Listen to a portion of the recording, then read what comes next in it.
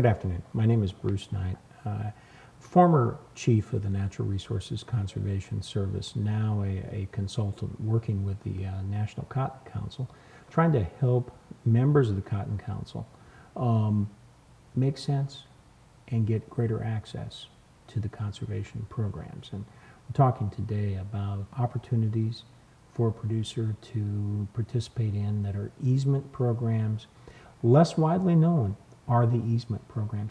You're selling to Uncle Sam a particular property right to prevent that land from being developed into future homes or strip malls, or returning it to a wetland state or forever enforced. And many of these they're either long-term or they're permanent easements. And so these programs don't work for every farmer, but for some farmers, especially multi-generational farmers that are very interested in long-term continuity, easement programs can be something that you want to look very closely at.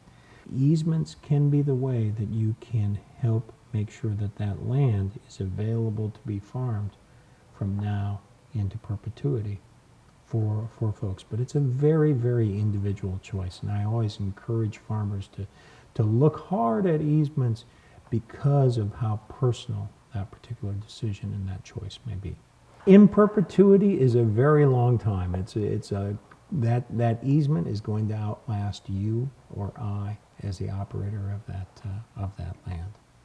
It'll guarantee whatever the good or service associated with that program is done forever. So the Farm and Ranch Land Protection Program is about making sure that there is open space, that productive farmland is not converted to strip malls or condominiums and those sorts of things. And so you're selling the development rights, but then as a farmer, you have the ability, you continue to own that land and you have free will to do anything else with that land except build structures on it. Other parts of the area, especially in the Delta, we had a large amount of river bottom land that was brought into production in the 1970s and those boom days. And many folks have found even yet now they can't get a good crop reliably off of it. Many folks have looked at the Wetlands Reserve program, where they continue to own the land, but they're compensated for restoring that to a wetland state. Cost share for restoration of the wetlands, lump sum payment associated with that. Now, Forest Land Protection Program, that does the same thing. We can work on some farm operations very well with that odd woodlot or that land that you want to keep in a forested state.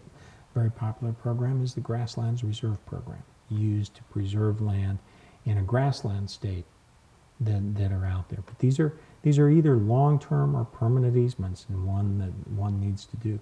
You also need to understand this isn't a program that you go in and sign up for and you get a check from Uncle Sam next week, because you've got to perfect the easement. Lawyers are involved, takes several months, surveys that are conducted, title searches that are conducted. And so these programs do take time, but can work very well. Now, I often recommend to farmers, if you're interested in easements, look at the individual program, and you also want to make sure who will be holding that easement. Some of them are held by the government. Others are held by a land trust. And either of those entities is in charge of making sure that that easement is maintained in perpetuity. You're going to have those people coming onto the property from time to time to make sure that things are being managed according to the contract. And so you want to look very closely as to who will be the holder of those long-term easements. Of all the conservation programs, these are probably the most personal in the decisions. I talk to a lot of farmers that won't do an easement because they don't believe philosophically that they should encumber the use of that land into perpetuity. Then I meet other farmers that want to do an easement for that very reason. They want to keep it in forest, or they want to preserve it as a wetland and want to be able to make sure that it is like that in perpetuity. So it is a very personal decision. The other thing that works very well for many farm operations as it pertains to easements is that they can assist one in either debt load management or future acquisitions. And I see a number of folks use the easements, quite frankly, as a means of settling debts or funding the acquisition of additional land. And so you want to look at the opportunities associated with these easements very creatively and work closely, not just with NRCS, but with your tax advisor on determining how best to be able to utilize these in your farm operation.